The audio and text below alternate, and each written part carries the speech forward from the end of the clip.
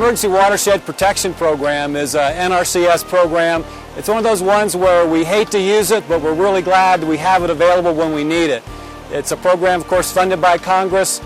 We use it to come in after flood events, after wildfires, and other kinds of natural disasters. It allows us to partner with local community, be it a county or a city or some other local unit of government, and help put the land back in place, essentially, after a natural disaster. We're here today on the Weber River looking at some sites that were severely damaged in a flood event a couple of years ago. We had bank erosion and flooding that was threatening homes and roads and irrigation diversion structures.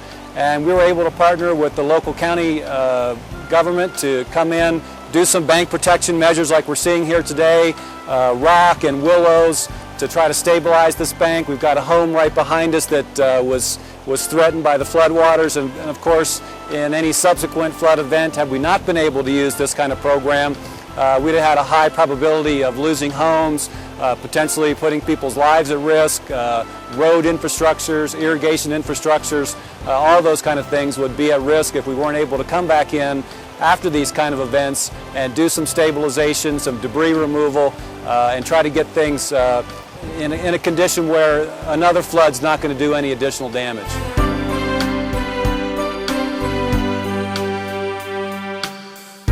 The first stop we'll make is at the Doug Sanders home site, and there his business and home was threatened when the river came into it and tried to undercut his home. And so what we did was came in and put in some bank protection that will protect his home and business from the erosion, and then also planted some willows along that stretch so that the river will remain a beautiful place. And that bank protection should protect his house against future flooding.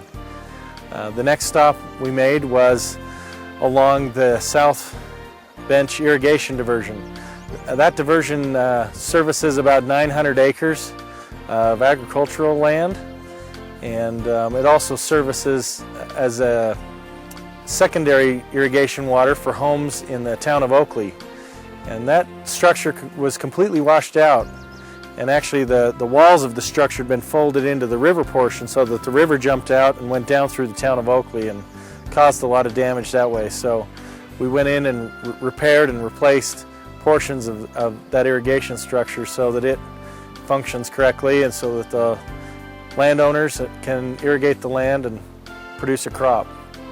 And then the last stop we're making is above the town of Oakley again, where the river jumped out of its bank and eroded back into the bank and went over the bank instead of making a turn and went down into the town of Oakley and caused a lot of flooding damage. So we reinforced the banks with riprap and again planted willows along the face of that riprap so that, you know, in 5 or 10 years you won't even see the bank protection that was installed. You just see the pretty river corridor like we see here.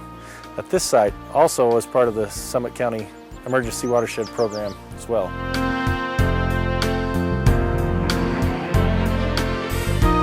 Well, we're standing on a portion of a project that was done in 2010, 2011, where we had a breach in the river that caused flooding in the town of Oakley. And this was a pretty complicated project because it involved working with several landowners and getting access in here. Was a good design for the project. We've now got an armored bank that is not going to protect us from a 100-year flood, but it's going to protect us from many, many flooding events in the future. And the town of Oakley is in much better shape than it was before, and so this is a huge improvement for us and great public benefit.